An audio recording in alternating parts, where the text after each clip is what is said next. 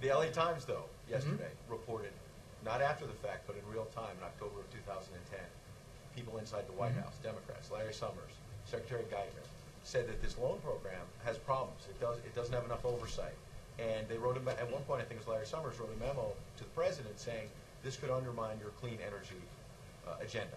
So my question is, I understand the back and forth with the Republicans, but why, when people inside this White House were saying there may be real problems here, why was that ignored? Well, I think just to make clear, I think the memo you're talking about was authored by a number of people. It was a memo that represented the discussion internally within the administration about this program, and I think it's entirely to be expected that the President's advisors would scrutinize a program like this and might have differing opinions about it, and about how best to achieve the President's goal here, which was to help this vital industry, broadly speaking, the clean energy, clean technology industry,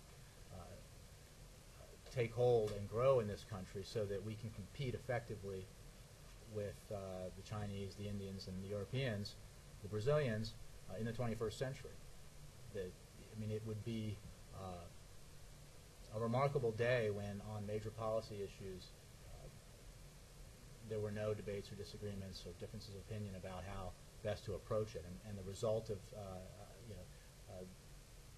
that process was some actions to improve the program. It's important to remember that Solyndra, for example, was the first loan out of this program, and that the program has continued and evolved as it's gone on. So again, going back to the memo, I think it's memos are written all the time that reflect assessments by advisors to the President and others in the administration with their views. Also important to note that people are not perfect and mistakes are made. Has this administration learned anything from the episode that makes you say, we've got to be more careful next time we spend $500 million? First of all, we are constantly reassessing not just this program but others and making adjustments to make them better, more accountable, more efficient, lower the risk of, increase the chances of success, lower the risk of failure. As regards this particular loan, as we've made clear, we're disappointed that this particular company did not succeed. The nature of this program is to fund companies that might not otherwise get funding to help that industry grow. There is risk involved.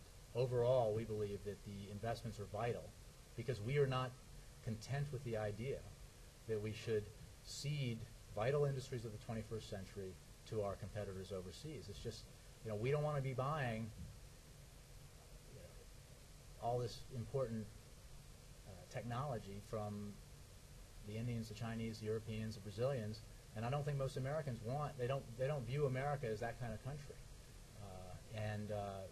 It's vital to this country's economic growth that we, in effect, take these risks, as previous generations and previous administrations have, to make sure that the United States of America continues to be leading the world in cutting-edge technologies.